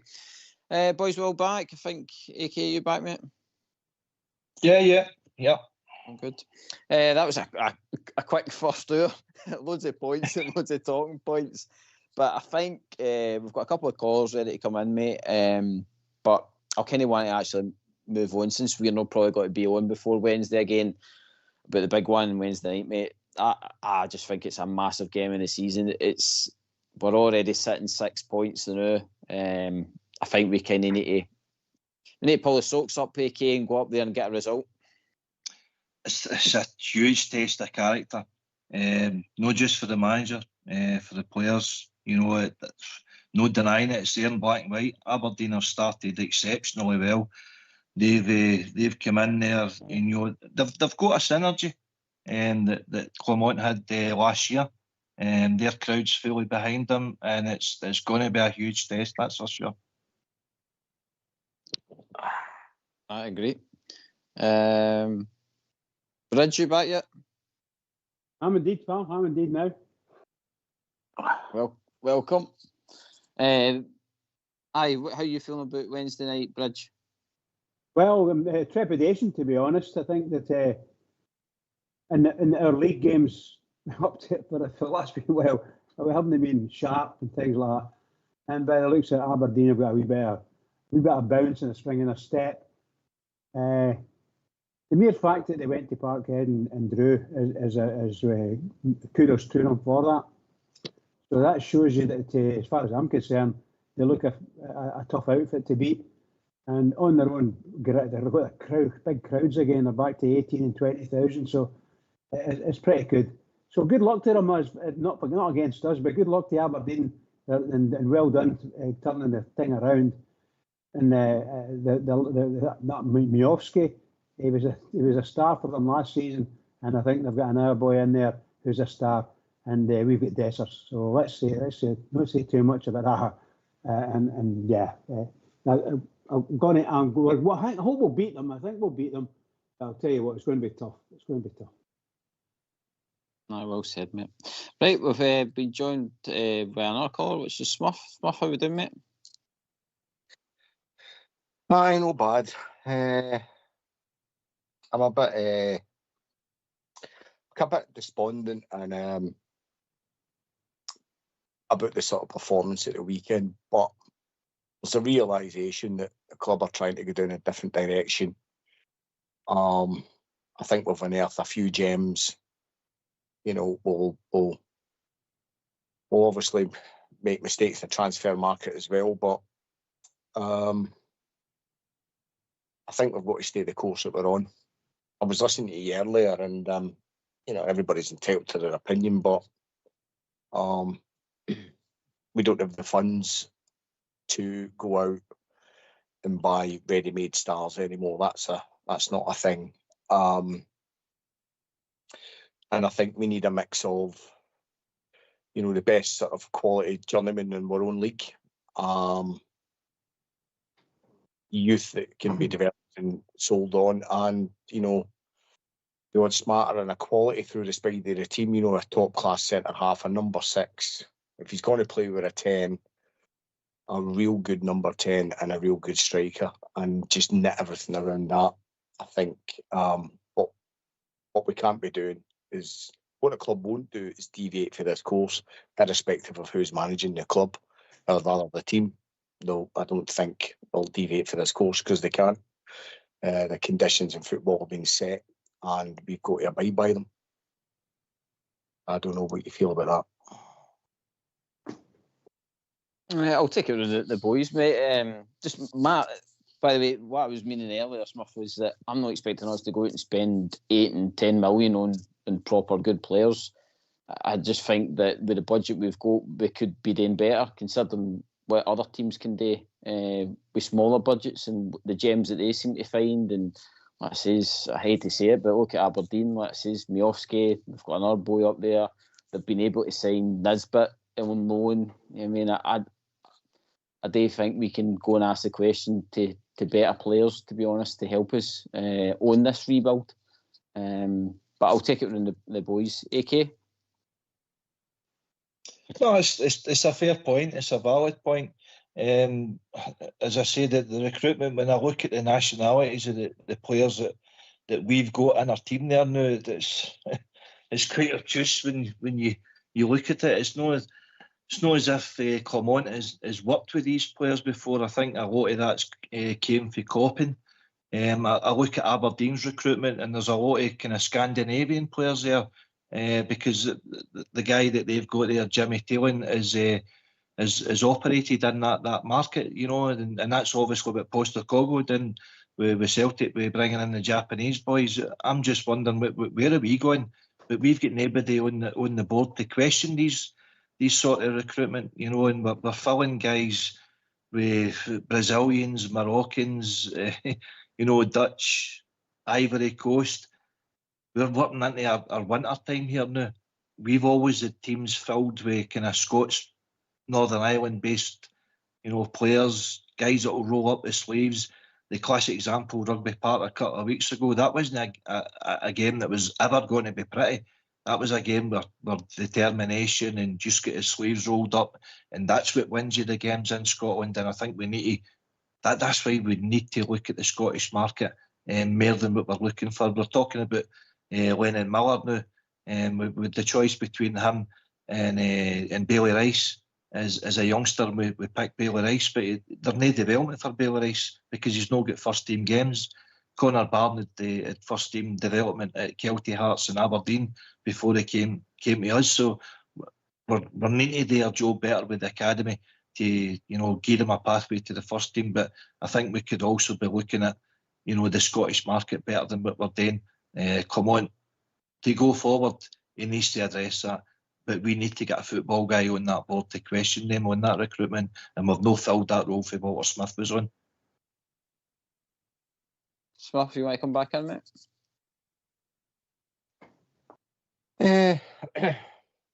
I think you can't argue with any of that. It's just that there's a problem with it getting a pathway for the academy. These kids are all going to develop at different rates, physically, etc., etc. But if not ability-wise, and I don't think we can afford to be in a position where I think we ruin a lot of boys because the demands for instant success. These risks can't be taken. I think there's a lot of reasons for that. I was talking to Southside the other day, and he was saying that he was saying that if the league was expanded and you're playing the lesser lights, you go a few goals up, maybe you could start getting your Leon Kings and that into the side, second half, whatever, and maybe get the minutes that way. But when you've got a small league, every game's a cup final, your job's on a shaky nail for the day you walk into Ibrox to the day you leave. You're not going to, these boys would need to be... This is the Vodafone voicemail service for 07766 831. Sorry? I said just keep talking, pal, that was all. Aye. So what's happening is you can't, it's just hard to blood these boys and get them in the team. So there's a lot of them hanging around or picking up wages. You need to clear them out. I think it's a question of condensing the quality that we bring through for the academy. Maybe we've got to bring in fewer, get the best of the rest in the league, as well as going into the transfer market and buying abroad. But if you're going abroad, you're into any market and we're buying players, it's all right buying development players, and they're only going to be there for that window. If you don't take them, somebody else is. So it's the case of you've just got to snatch them when you can. But by the same token, you need quality in the spine of your team. I mean, I don't think it's good enough. Proper for me. He's only been there a couple of months. I feel like I'm rambling here, but a man at his age as well. No, for me, I think we need a centre half that's levels above what we've got there. And that, I know Ox would prefer a striker, but that would be my first port of call. Build for the back and get a proper centre half. Other than Butland, the second name in your team sheet. So there's a lot. There's too many things wrong. It's not an easy fix, and I think considering the state my club's in at the moment, off the pitch, people are calling for Clement said. I think it's just be lucky he's not already left. To be perfectly honest, because whoever comes in, they're in a hiding to nothing, and then when they do get an executive in place, who's to say they're going to want him anyway? Mm-hmm. Can I come in on that? Pridge, I was going to come to you because sorry, pal. The defender side of things. Yeah. It's one position we're not short of, and it's a shame that we've not actually found a decent enough partner so far with Suter. Suter's done all right, but again, we've seen it Camargue how he's a bit of a shaky nail at times as well. When you look through the list of defenders, we've got a couple out in loan as well. I mean, it's I don't know. It's a cost we could do without, considering the amount of people we've got. Like Smurf's absolutely right. When his first thing he says about what players are needed, we desperately need a good number 10, and we desperately need a good striker. We know that. I think anybody that watches Rangers, they can see where weaknesses are, where the weaknesses are, but for me the biggest weakness that we've got, and Smurf meant to that as well, is the centre half spot. For me, I've been crying out for years now for a huge, go out there and get a big colossus of a guy. You know, somebody around about 25, 26, hard as nails, 6'5", 6'6" or higher even, and can play football. He must be able to play football, obviously. But that's what we're needing. We're somebody that can go and, shall we say, head to head with some of these guys that we're playing against in the league. Because they've got a lot of the teams have got big, tall fellas. We don't seem to have big, tall fellas. We've got guys at 6'3", but I think that's about the highest we've got at the moment. And maybe 6 feet 3.5 or something like that. So I might be wrong there. But we desperately need to go out and find these guys. 6'5", and I've not been funny. So I'm sorry to say I'm not being funny. I think that we desperately need a centre half who might be a stand-in captain at the moment, maybe a captain in the making. But if he's a stand-out captain, get him. I don't know if we'll get the money to pay for it, of course. I just don't know. This is the only thing that I'm saying. I agree with Smurf. We definitely need a number 10, and we definitely need a good quality players, and we need a quality centre half. And go and scour the lower leagues if you have to, and pick the biggest guy you can get and see if he can fit in the Ibrox, because we've not got anybody. We've got two centre halves there that were 6 feet 2, 6 feet 3 or whatever, and they struggled. They struggled in the weekend, and we can't have at Ibrox. We can't have centre half struggling and or giving away goals and things like that. We just can't have it. I'm not saying that it's going to be the cure all, but I just feel we're not doing ourselves any favours. I think Proper, whatever his name is, I think he would be a really good centre half, but he's not got anybody he's playing with. He doesn't know them. He doesn't understand them. I thought he was building a good partnership with Suter, and it was looking solid. But there you go. He goes out there, comes on, and he's playing with Balogun, and it's just different entirely. So they put pressure on him, and big fellas can do that. They rumble him up, and I'm disappointed to say that both our centre halves are very poor, strength-wise, very poor. And so we need big, good players, and a number 10 and a centre forward, definitely. AK, I think our league is pretty simple. It's goals that win it. There was a manager a couple of years ago across the city figured out that formula. You beat them in the first half and they're done for the second half, and you just turn into a cricket score. And he went out and spent his money in the forward lines and brought in quality. Don't get me wrong, he brought in a decent enough defender at the back, but they weren't brilliant. And that's what won him a league. Well, 2 leagues. And considering where we've spent our money, AK, I think we really need to seriously look at our striking options and get a proper striker in that will actually get his goals. We can recruit along with Cherny drop in with his goals. Hopefully, Lords gets back with his goals as well. I mean, we're really needing... Dessers is Dessers. I think Dessers are a good backup striker, to be fair. But we're needing somebody that's clinical. We can recruit. Well, listen, Postecoglou, you're talking about different budgets here entirely. He'd over 40 million there to kind of spend, and he looked at the spine of his team. He didn't like his goalkeeper, he didn't like his centre half, he didn't like his midfield, and he certainly didn't like his strikers. So he went out and got Joe Hart and Carter Vickers, Hatate, Maeda, Kyogo, and then he obviously still had a good nucleus of players running about him, and added to that when and if he could, and he obviously could. So that there were no secret in that. Pace, just running at players, running at teams. It was an Alamo with them, and they overpowered a lot of teams, and that's how they were successful. Clement's ideas, I'd love for us to kind of play that sort of football, but I don't think he has it in his mentality, and we certainly don't have the budget to do what he wants, because he had to basically wait and players going out before they could get anybody coming in because of the financial fair play ceiling. And so the majority of his business he done there in the last week, I watched an interview there a couple of weeks ago with Klopp, and they said that he actually having come on and spoke to 62 players in the summertime, and obviously no of them were in agreement to terms and conditions to bring them in. The main one was Seema. Seemingly we did offer Brian Mary a transfer fee than what we were buying for Cortez, but his wages and his demands weren't suitable for us. So obviously that one just wasn't in the equation. So we've got to operate this way.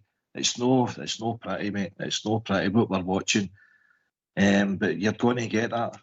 But we need to improve on recruitment. Of course, we do. But I don't think we're looking at the right markets. And we've not looked at the right markets for me since Mark Allen departed the building and Ross Wilson came in. For me, he had the choice of his players. It wasn't the manager for me that was picking the players. And I think that's the big reason why Gerrard left.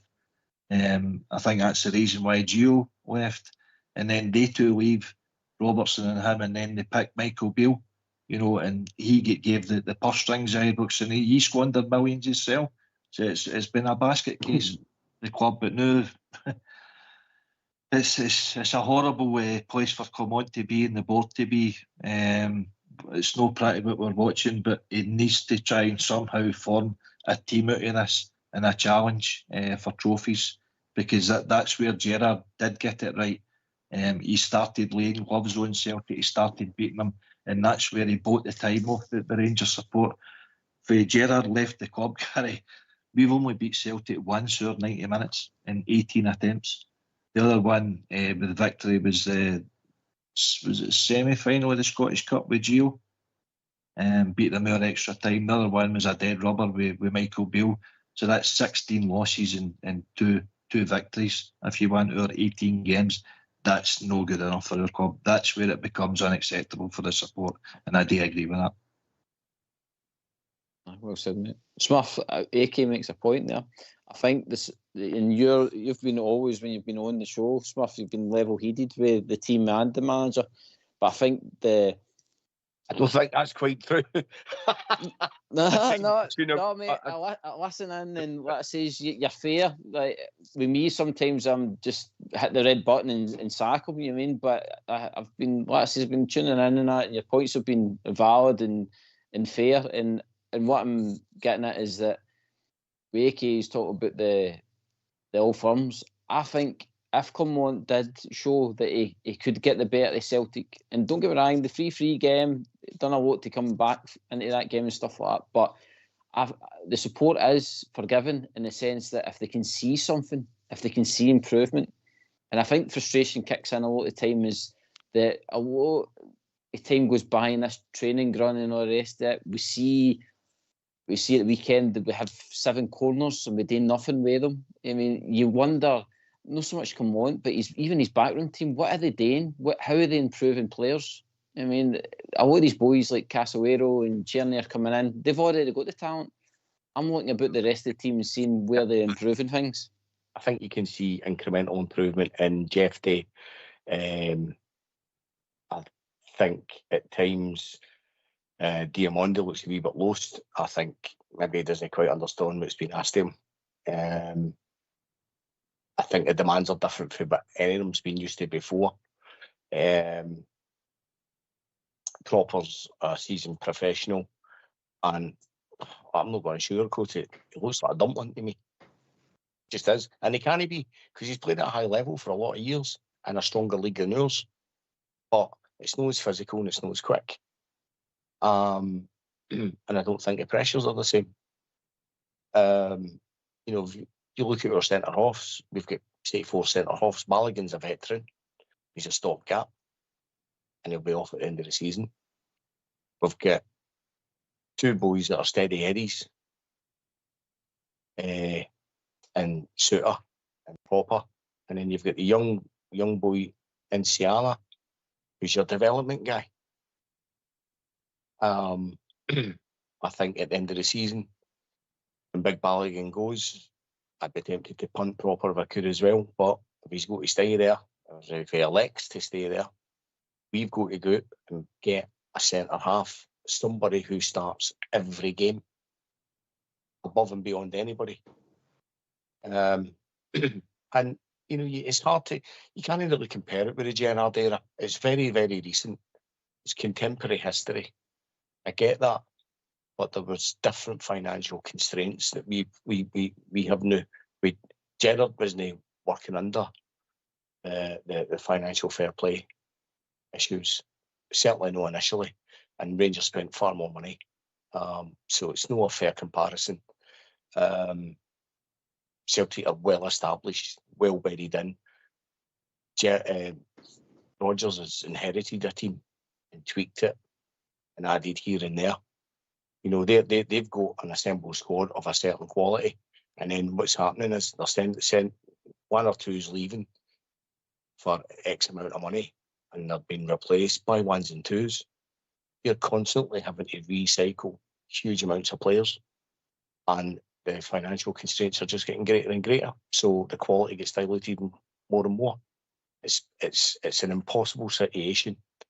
The whiskey guy that's been touted to put some money in, they're even coming out and saying you'll not even see any of that in the team because you can't get it into the team because of the fair play. So ultimately, I think we're lucky that the manager's not walked. My fear is that we could get turned over by Aberdeen because Aberdeen are a good side right now. And they don't play with the same pressure we do. They don't play as many games as we do. The fan expectation isn't the same as ours. People are wanting to go there, make an impression and try and get a better move. So they're all playing for themselves. We could go up there and get turned over, and there's going to be a clamour for Clement's head. And ultimately, what Clement needs is transfer windows. It took Gerrard 3 years to build that team because he was Steven Gerrard and he was marketable. And he was Dave King's man, who was a major shareholder. He was safe. There was one game, I think it was a cup game against Hearts. I thought he was going to get the bullet then, but he survived that, and then he picked on. I don't think Clement gets 3 years, but I think it will take 3 years to evolve a squad that's going to capable of challenging for that title. I think we can't afford to lose a manager when there's no executive in place. That's got to be the future executive's decision, so they bring in their own guy. It's brainless for him to go, and I'm a realist. I think we could get turned there when we go to Aberdeen. I really believe that. And when we play them now, and I'm not saying we're not capable of winning, but I do think we could get turned over. I look at our club and people saying, teams sit in, low block, hard to break down, he needs a number 10, you need this. Teams aren't frightened of us anymore. Kilmarnock came and had a right go at the home. St Mirren came out and had a go at us. They're not frightened. There's a big hole at the back. And the quality's not there. I think it makes Butland nervous. I think it makes the defence nervous. And I think there's a shakiness right through it. When we go to Europe, I think it's respite from it. We seem to play well. No, I think people just need to be a wee bit realistic about the actual situation and just be patient, because the days of Rangers of the past and the demands, they were realistic demands then. Rangers were at one point the biggest club in Britain, and they were very, very wealthy, and they could get, within reason, and I'm talking about 50s, 60s, etc.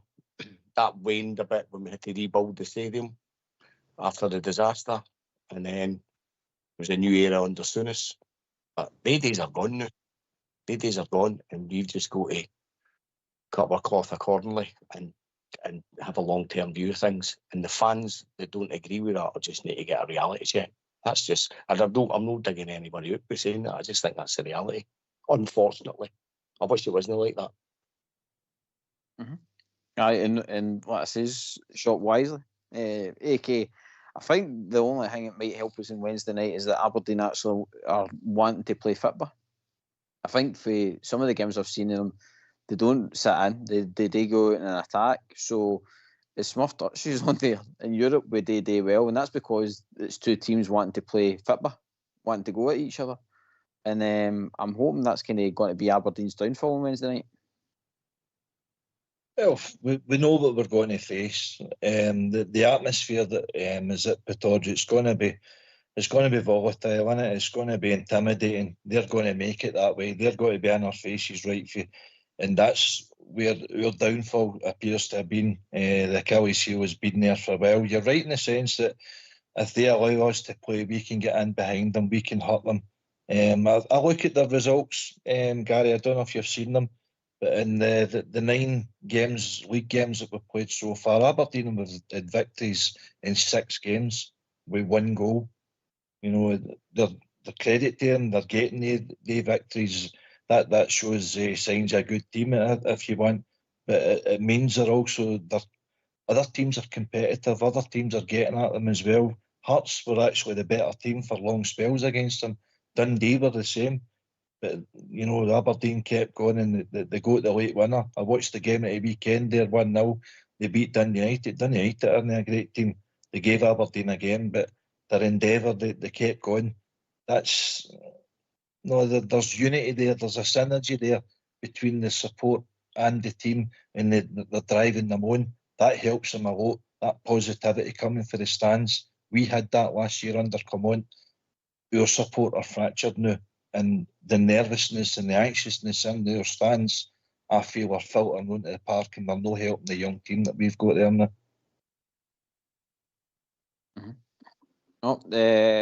Bridge, sorry, I'll come to you after I speak to Al. Al, how you doing, mate? Good, JB. Can you hear me okay? Yep, mate. Loud and clear, mate. How are we doing? I'm doing good. First time using Skype, so thought that would maybe work a little bit better. It does, mate. You're sounding so much clearer than I. You're sounding as if you're just sitting right next to us tonight. Yeah, I'm on Stucky Hog Street right now, so. All right, okay, not far away then. I know you're playing, mate.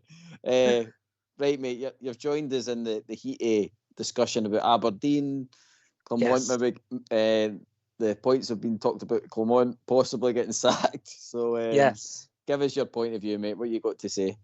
Yes, it's been on my mind lots. Actually, I was trying to call a couple of times. Just been so busy recently, looking after the kids and stuff like that. So I was on the fence. As soon as what happened with at the Kilmarnock game, I thought it's over for Clement. Not that I wanted that, but that's what I thought. I thought it would definitely be over. It's just like a sliding scale. But I was on the fence, off the fence, on the fence. Been listening to people calling in like Smurf and people like that, and I think for me, I really have to back the manager. You know, we've had 8 managers in 8 years. We've got rid of managers for different reasons. Gio, I don't know if he should have went. You can see what he's doing right now in Turkey, beating records, won them a cup, and he just beat Lyon in the Europa Cup away from home, 1-0. So I don't know if we're making the right decisions when it comes to managers. Maybe there was a player influence getting Gio out, like Connor, like that player, those leading players getting him out, and placing Beeling because maybe they wanted to go back to a manager they can control. Because Gerrard kind of lost the dressing room in a way, like Morales never came back for the Champions League game against Malmo and things like that. So he was losing the respect, and I think he was disappointed. Gerrard, he wanted to get to Champions League, and that was really disappointing. He was always going to go by Christmas that year, I think, anyway. But we can't keep turning over managers. I think Clement, he knew this would happen. That's why he signed that contract. He knew what he was doing. He sees a bigger picture. Just with the way he was talking about Dessers on the weekend, these players loving the club. But we've got 7 new players starting and stuff like that. So there's a big change. They have to know. And Southside says all the time, one team, one crown. No other team wants to beat any other team. They all want to beat Rangers. So even if we're good, bad, or whatever, they all want to beat us. And maybe some of these players, the new players we've got, are just shocked by that. So I think we just have to stick by him, and I think we'll come good. But if we get rid of him, we're just going to go back and back and back even further. That's what I think. Great points, mate. I'm just going to take it to Bridge, man. Bridge, is it this is it. Obviously, it is a new team. It's mostly Clermont's players. They had an opportunity against Kilmarnock to show that they had a bit of bottle. And this game on Wednesday again came round to bottle. It's a moment again where they can turn their season. And it's up to them to grasp these moments. Clermont's mentioned it before that he's wanting to build a team like that will go out and take their opportunities. I think there is only so much the manager can do. It's down to the players on the park to go out and get the result. But ultimately, it falls on the manager's shoulders. And I think if they go out and show on Wednesday night that they have got the bottle to get themselves back in and beat a team that's supposedly flying, then the confidence will come back into support Clermont. Yeah, I can't disagree with that. When, you know, what Al was saying and what Smurf's been saying, and EK, it's all there. People have been saying it for a wee while. You look at our team, the players in our team on the park, they don't seem to be able to control the game the way we want them to control the game. I don't know what it is over. They seem to be weak, as it were, against the opposition are strong. They seem to be weak, and it shows. And I don't know what they can do other than to put in the right position. I don't think they'll get players to play in the right position, some of the players. But to get bullied, our team gets bullied off the park at times, you know. I'm not saying it happens all the time, but the fear is you can do to Kilmarnock and get bullied, you know. And even at Ibrox against St Mirren, sometimes we were getting bullied. So it's not the first time we've seen it. So I think that the players, you know, we can always say they're lacking backbone or there's no fight, or you know, the old words, but you're late to be fighting, come on, you can hear them shouting in the stands, fight him, get in there, you know. And yeah, the guys try, but sometimes they're just not good enough in that way, or they're no, shall we say, dirty enough as the opposition. So I think it's really tough. It's really, really tough. And I don't know if Clermont can say these things to the players. I don't know whether he does say them to them, but if somebody needs to tell them, hey, you know, it's just like we've always said, the manager or somebody in the team will go around and grab them with their shirt, you know, say, hey, you get in here and do this and do that, you know. It just doesn't seem to be happening. They lose the ball up the park and they're not running back, you know, but the time they're having, we've given away a corner and the sort of midfielder's still stuck in a halfway line or something, you know, that kind of silly thing. So it's really difficult all round the team, and I don't know what the manager can do. My personal opinion is I don't know if the manager can manage these teams, the team that we've got, these players. And as Smurf says, there are a number of players that may not be there next season, and that can only be good because some of them aren't playing very well at all. And we need to get players in. We really need to. Right, well said, Rich. Boys, just before I come back, you all start thinking about your team for Wednesday night, and that's gone by the injuries. So I'm thinking obviously Lawrence is out and Souters maybe out as well. So try and design your teams around about that. All right. AK. Years gone by, we should never be fearing Aberdeen. We should be going up there and going for it. I think we are our strongest team. I think we can match them. I think we are a better team than them. I think maybe they've just been lucky the way the fixtures have maybe been to them. But a team that goes to Celtic Park and is 2-0 down at half time and comes back and gets a draw at 2-2 and gets a goal disallowed that could have probably won them the game is not a team to be taken lightly, don't you?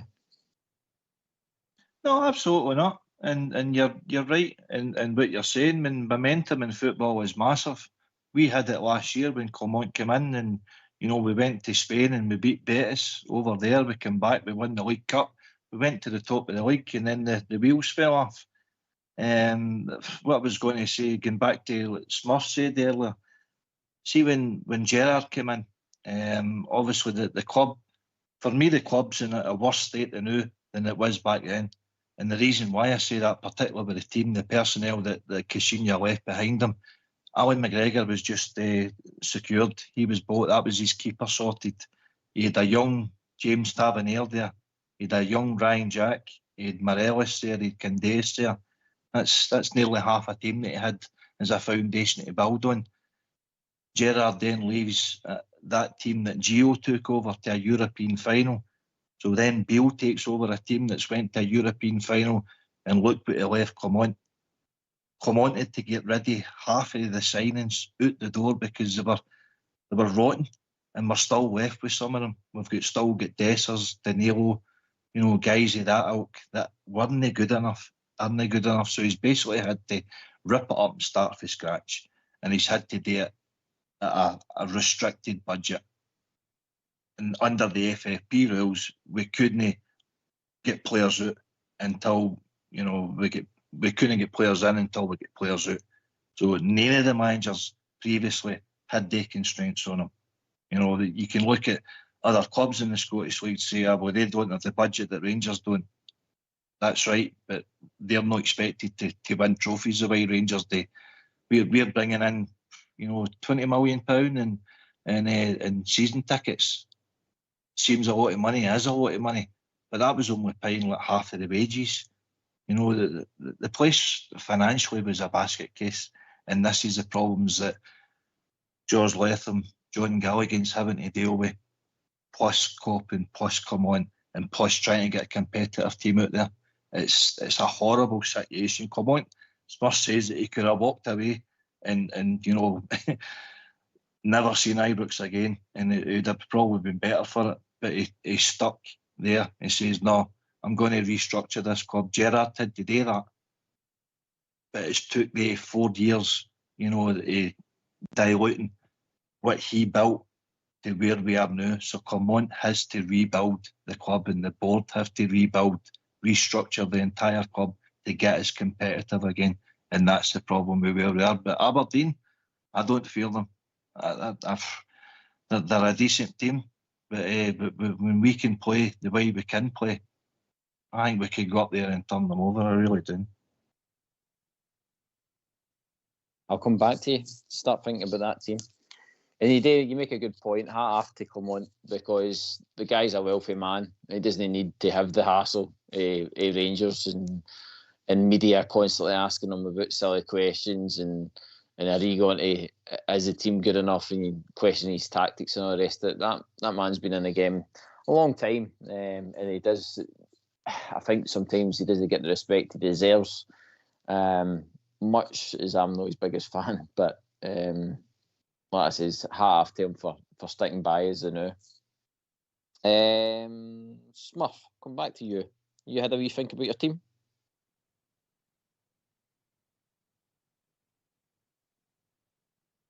No. Al? Oh, sorry. I was talking to myself. I was on mute, wasn't I? My team would be, given our injury situation, it's probably going to need to be proper and Balogun. Go with Jack Butland, actually. I'll go with Casawiro and Balogun. You have to have, and then B. Connor Barron and I forgot his name. What's the Belgian boy's name again? Raskin. Raskin. It's quite ironic they're sitting there, two are sitting, but if I could restructure the team, I'd put a number 6 behind him and push them up one, for the energy they've got. But obviously plays with a 10. So I'd put the so I'd like to see Iggerman coming in off the left. I was noticing when he was he seemed to be drifting up towards that side of the pitch. I think I'm not convinced he's a striker. So Iggerman, Rami is a 10, and Cherny on the right, and Big Cyril up front. That's what I would go with, and I would drop to Monday. No, and the one that I like that you've picked in your team is Casawero at centre defence. I think that would be a very smart tactic for the manager, considering how shaky the defence is looking, and how well the boy done when he moved in there when Tav came on. So, good choice, mate. We'll come back to it. We'll talk more about the team. I'll just go on to get the other boys' thoughts as well. Al, you had a chance to think about your team, mate? Yeah, it's kind of similar. I think Butland, Jeffy on the left, Tava's going to be on the right. The central defence will be, I don't know what they're going to do. Maybe, I don't know if Balogun will play, so maybe they'll bring in Casemiro, Nana, and I don't know, Suter, Proper. I think Proper's going to come good. So I don't know. He's just a ball player, really, not really too physical, like one of those big lumps of guys. And then we got Raskin and Barron in the middle for sure. Berjani on the left, Cherney on the right. And then I think he'll probably go with Dio, maybe a number 10 if he wants. And then Des is up front. I think that's what he'll do. Nice, mate. And we're going to be joined by Fox. I think Fox has got his idea for the team on Wednesday as well. So, Fox, are you there, mate? Really, my team, mate. I want to put some realism into people having a go at the manager. I'm going to read out some things for you. Celtic away games, right? In the start of this season, they've been to Easter Road, who Hibs are terrible. They've went to St Mirren, who are terrible. Went to St Johnstone, who are terrible. Went to Ross County, struggled with a last couple of minute winner, and then they beat Motherwell, right? Aberdeen, the away for them. They have been to, where am I here? Sorry for holding these up.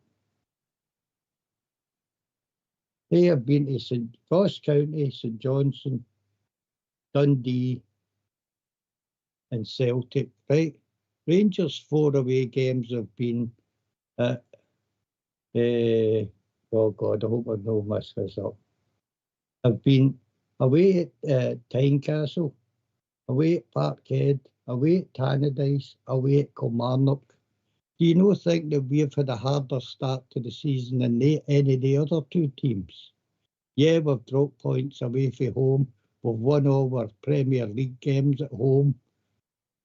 We've also won 2 out of 3 European ties. Is it really that bad where we are when the rest of these other two teams have still to go to some of the hardest grounds in Scotland? And maybe we should give the manager a wee bit of leeway, guys. Here, Fox. Well said, Fox. And again, when you're saying stuff like that with their fixtures and stuff, all you see is what the media, I suppose, put out there is a team that's flying. And I think the biggest thing I've seen with them is the whole 2-2 against Celtic. It was really Celtic that were poor. It was the Celtic that allowed them to get back into that game. So, yeah, as much as folk give them praise for doing it, then there's factors in that, like you say, and there's factors in the fixtures as well. But it's all there for Clermont to grab. Al, I'll just come back to you on your team. It's all there for Clermont to grab. And I just finished my point before Amy goes on. Have a look at Aberdeen, who the press are absolutely thriving about because they got a draw at Parkhead. Their games this season in the League Cup, they've beat Peterhead, Queen of the South, East Kilbride, Airdrie, Dumbarton, St Johnstone, Queen's Park and Spartans. Yeah, and their home games are being against St Mirren, Kilmarnock, Motherwell and Hearts, who were all bottom 6 at the time. And their away games have been against Ross County, Dundee, and their point to go to Celtic. They haven't beat anything this season either. I don't think we have anything at all to fear about going to Pittodrie. Can I just say something on that? For the Fox, boy. Can I just say something on that?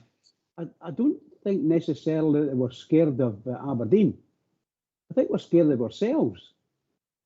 Particularly after the game at the weekend, where we sit. How somehow or other we played poorly, coming off a really good European performance. We played poorly at Ibrox. Now, I don't know whether that's good for going up to Pittodrie. But we just know, and we're not trying to say, I'm not saying a balance of fear here. All I'm saying is I think we're feared for ourselves. The fans are feared of the performance of our team, as opposed to worrying a bit too much about Aberdeen. We're giving Aberdeen a bit of compliment by saying they look as if they're playing very well, and they have been playing well. So their record in the league shows it. They're 6 points ahead of us, and we can't take that back. It's all there for everybody to see. So they've only got they got a draw at Parkhead, and after that has been unblemished, won every game. So you can't say that they're a poor team in any way, shape, or form. So it's going to be a really good contest for us if we turn up. If we turn up. Yeah. 6 pointer. Yeah, well said, Fox and Bridge. It's good points. But I think what we're suffering of, you've heard of investor fatigue. We're suffering for supporter fatigue. This is the 9th year we've been back in the league. Out of eight seasons, 24 cups, we've only won 3. St Johnstone have won 2, and the rest have been won by you know who. So the reason I'm saying that is Clermont's suffering from that. That's why a lot of the Rangers fans are on the edge thinking, okay, we're going to get rid of this manager now and move on to the next. It's just like a rinse and repeat. But Aberdeen are playing well, for sure. It's going to be a really tough game because they always raise the game against us. We have to be up for it, for sure. And even if we come away from that game, we still have to back the manager, no matter what happens. But hopefully we have a good game, and hopefully we can beat them. I'm not scared of them, but we'll see what happens. No, fair point. I think that as well that the whole Aberdeen situation doesn't help Clermont either. It's just sod's law. It's landed that Aberdeen get a new manager. They sign a couple of players, and it galvanises a team that is sitting top of the league. You know what I mean, or joint top. I mean, you couldn't write it to add the pressure on to Clermont. But before I've not had Bridge and AK's team yet, so I'll go to AK first. AK, your team for Wednesday night, mate. Aye, no bother. Overstab might be well out, but never know. I think Suter will come back in. I think he took him out on purpose there, listening to medical advice, as you said earlier, GB. So I've got Butland. I think Tavernier will come back in. I've got Suter and Balogun. And I think Cash and Werner might go left back, pushing up Yefty. I've got Barney and Raskin, Bizrami is the 10, with Dessers and Cherny. On paper, again, another strong team, AK. I mean, again, a team that you just want to go out there and grab their moment. Huh? Absolutely. And let's not forget, hopefully Lawrence will be fit enough to make the bench at least. We've got Hadji returning, so he's an option for the bench. And I don't know where Danilo might be a risk, but certainly you've got Lovelace and Iganami and, guys of that ilk that he could bring on to change the game as well. Sterling, if he wanted to go more physical, if he felt he was getting bullied in the middle of the park. So he has got options, but it's up to the character of the players. Don't be feared of the challenge ahead. Go and embrace it. Fill that jersey and give the support something to be proud of. Come back down the road with 3 points, and that'll go a long way to, convincing the Rangers support to follow the team, to back the team, to back the manager. That goes a long way. This run of wins, and keep it going. Mm-hmm. Yep, well said. Bridge, your teammate for Wednesday? I would follow AK all the way, with the exception of the defence. I would play the same defence that we played the other night, with the exception that Balogun, Balogun and Suter. It's a centre half, so Suter and Balogun, whichever way you want to look at it. So I would put Casemiro in the right back. Same defence as we played, the European game. The St Mirren game. Apologies. That's the defence I would have, with the exception of Proper. I wouldn't start him. I would start Suter if he's available, and he would be pairing up with Balogun. And that's what I would go for. And I'd put John Sterling in. If we can get a chance, get Sterling in midfield. Mm-hmm. And Big Des was like, I would take it back up front for you, mate. No, for me, no. He would be on the bench. The same team that started, to all intents and purposes, apart from the defensive side of things, Although maybe I've got 12 men on there. Bring them all, Bridge, bring them all. Right, back to Smurf. Smurf, I know you've been patiently waiting there, mate, so jump back in, mate. I think just my rationale on the team, we get goals for Cherny. I think CD9's had a barren spell, so he's got to come good at some point. And we're number 10. The boy's been playing out the left wing as an actual number 10, and I just think I'd like to get him back in there and see how Igaman shows up playing in the left. Maybe he can get some goals coming in off the left. I think he's made a left-sided player anyway. But from what I've been reading, I don't think Suter's fit proper. There's no way you can start him. So for me, it just leaves in the centre halves as Casemiro and Big Balogun, and see where that takes us. But other than that, I think we've certainly got enough to win the game. There's no two ways about it. But it's such an important game. It's a must-win as far as I'm concerned. The manager's under serious pressure. Yep. Right, boys, we're getting into that kind of time of the night where we've only got a few minutes left. Al, you've got time, mate, but just obviously keep it brief, mate. Your thoughts more on like Wednesday team and the pressure surrounding the manager on this one.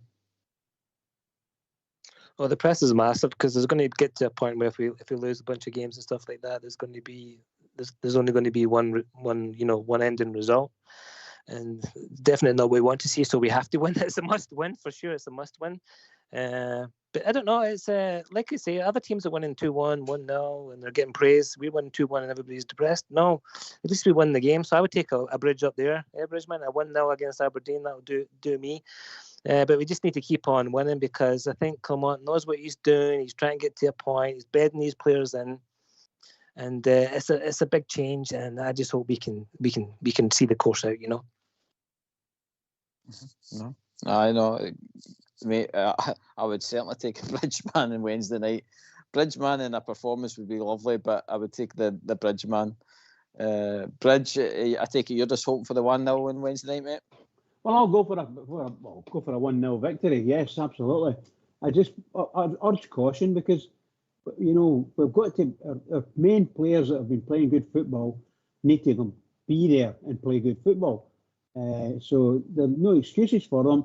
We're going up and we're playing against a good team that we spoke about it earlier. That the chances are there's not going to be any low block in that game. There's going to be two teams going out for each other. So I'm looking forward to it. I just hope we win, and obviously I'm going for a 1-0 win for us. I've said Bridge. Right, Smurf, final thoughts, mate.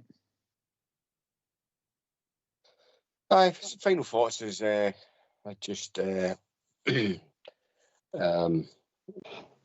with the support to sort of keep their sanity and understand where we are and our development with this young team, the constraints that the manager's working within, and what's going on behind the scenes, and just to keep their sanity and just stay the course, because I think ultimately it will come good.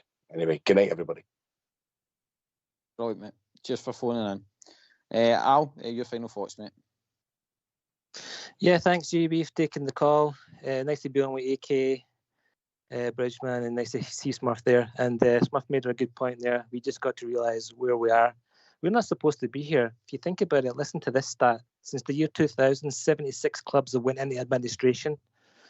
The maximum penalty, apart from what happened to us, was Chesterfield. They dropped 24 points. If we dropped 24 points, we wouldn't even be regulated. To put us down to the depths of the lower leagues. We're not supposed to get back from that. We really have to think about that. It's very important, and financially is the most important thing for our club. So hopefully, as they say, like stick together, guys, and we're the people. Thanks, guys. Brilliant, mate. Thanks again for phoning in. Much appreciated. AK, your final thoughts, mate? I enjoyed the show tonight there, GB, yourself and Bridgeman there. A couple of sensible callers coming in there too, Smurf and we out. Made some good points, boys, well done. Now I look forward to Wednesday now, pal. It's all about 3 points. It's all about us. Won the Rangers. Pleasure, mate. Thanks very much for joining us tonight. Bridgeman, your final thoughts, bud? Oh, thanks very much. A smashing night, by the way, GB. A tremendous discussions with everybody, and well done to AK for sort of carrying me through it. And thanks very much to the techie boys in the background. Couldn't do the show without you. Can I just say to all the Rangers fans all over the world that are listening into this station here, biggest game of the season on Wednesday. Biggest game of the season. We need to get the 3 points. We need it badly, and we can't come away with a loss or a draw. We've got to beat them. So everybody, keep it going for the Rangers, because the Rangers need us. They are our team. We are the people. Keep it going. Brilliant, mate. Big thank you to everybody that's contributed to the show tonight. Much appreciated. Thanks to young Ross for your first-time caller, Smurf for phoning in, Wee Al, and yourself, AK and Bridge. Brilliant. A big thanks to the techie boys in the background, Fox and Old School Blue. This has been Rangers Radio. We'll be back tomorrow night. Guess what? Talking about all things Rangers. Good night.